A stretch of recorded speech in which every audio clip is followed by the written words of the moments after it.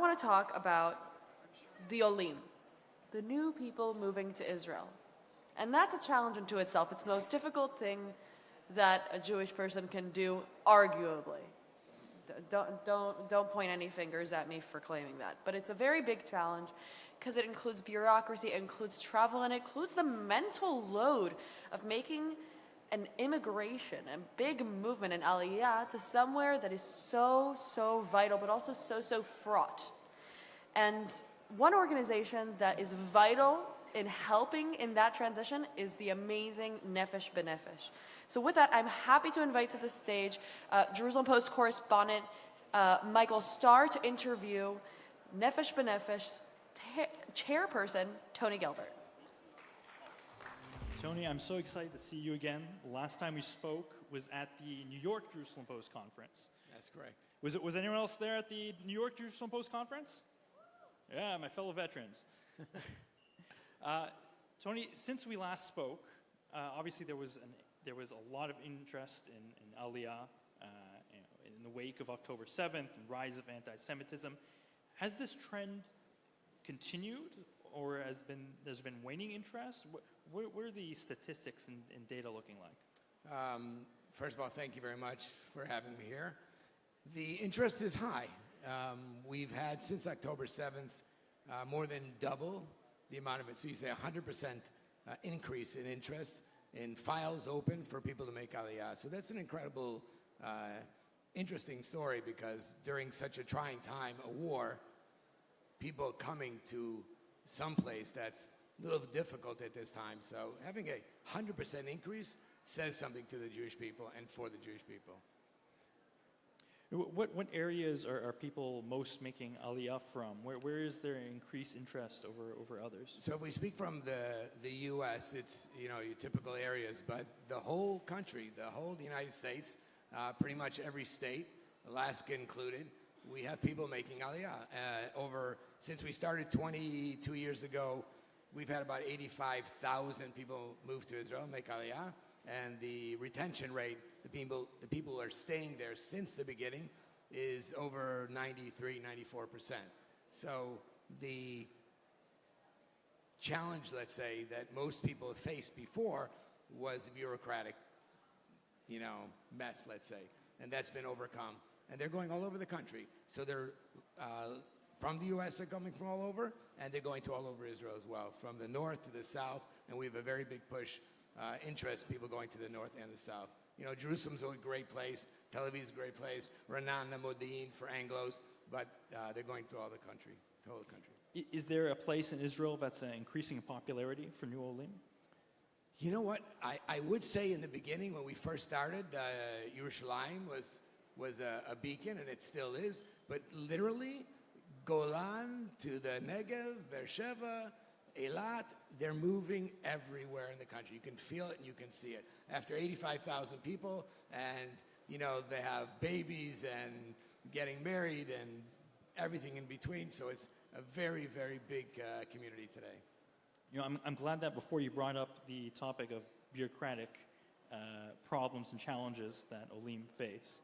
I think that's something I experienced, but it's a lot more difficult for specialists and professionals, in particular doctors. And in the past while, Nefesh B'Nefesh has been working to try to kind of ease that process for doctors, hasn't it? Yeah, so we have a very unique initiative with the Ministry of Health. And there is a critical shortage of doctors today in Israel. Everyone knows about it. Great influx of an immigration of Russian doctors. They're retiring now. People didn't really pay a lot of attention because there were so many doctors in Israel. Medical schools weren't graduating enough doctors today. The Russian doctors and other doctors were retiring. Big time critical shortage.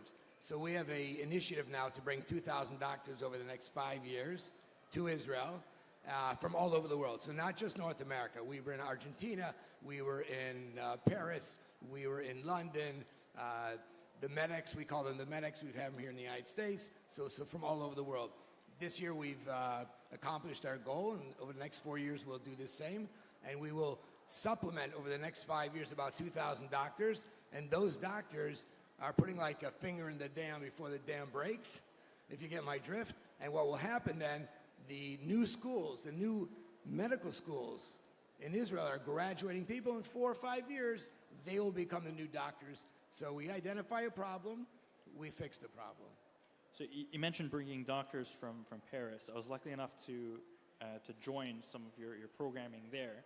And I've spoken to a bunch of olim there in France, and their motivations varied. Some were concerned about anti-Semitism, but some had been planning for a long time to make Aliyah. It was out of Zionistic fervor for the most part. Are you seeing changes in the motivations for people making Aliyah? Look, from the U.S., no. I mean, it's basically Zionism. They're loving and running to Israel. They've done it 20 years ago. They did it 40 years ago. They're doing it today. Look, there's some countries that have a higher intensity of problems for Jews, and so you'll see them running away from something, but not from the U.S. The U.S. is very strict and very good for Jews, and bottom line is they're running to something. They're running to Zionism, fulfilling a dream that they've had for years. Some of them have been planning this for years and years and years, and they're fulfilling their dreams now. And if that's the case, we'll help them as Nefesh B'Nefesh. For those in the audience who are interested in fulfilling that dream, have the challenges changed at all? You know what? I hope the challenges are easier now. When we first started, I have to tell you, I'm going to tap ourselves on the back. We have a great team in Israel, and the challenges were more difficult. And making Aliyah was more difficult. But today, you get on a plane, you'll have your Teudat Zehut by the time you land. And we should know before you're doing this, before you make Aliyah, that you plan your Aliyah so you'll know where your kids are going to go to school, because you want them to go to school similar to the background they have a school where they are now. You want to make sure you have a job. You want to make sure you have a place to live. You want to make sure that your family's going to succeed. So what we've done was we broke the barriers, and it's a planning stage. So I guarantee you it's a lot less complicated to make Aliyah today than it was 20 years ago. Well, it was very complicated for me because when I made Aliyah, I was the problem, I was the challenge, so I just brought myself and exported the problem over. So I'm glad it's easier for other people. It is. People follow in your footsteps. That's what they've done. Excellent. Okay, I'm a trailblazer. Yeah. How do you see Nefesh B'Nefesh's role in contributing to the Israel on the national level? Look, one of the things, of course, is this program I just talked to you about, doctors. Shortage of doctors, critical shortage. We're bringing doctors, they're making Aliyah and contributing right away.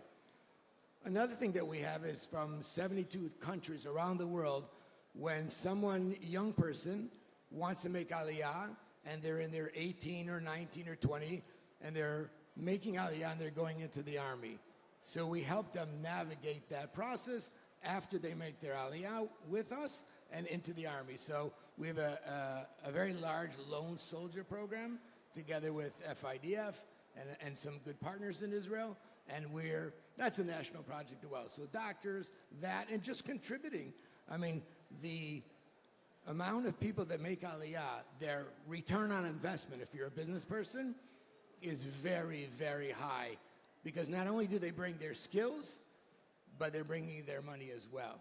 And they're buying a house, buying bread, going to school, buying a car. It really, really is a national interest and a return on investment to bring olim. Well, it sounds like now is the time to make Aliyah, and this is the man to come to. So, Tony, thank you very much for your contributions and for speaking to us about this issue. Thanks for having me, and welcome. If you need to come make Aliyah, we know the address is nbn.org.il. Thank you.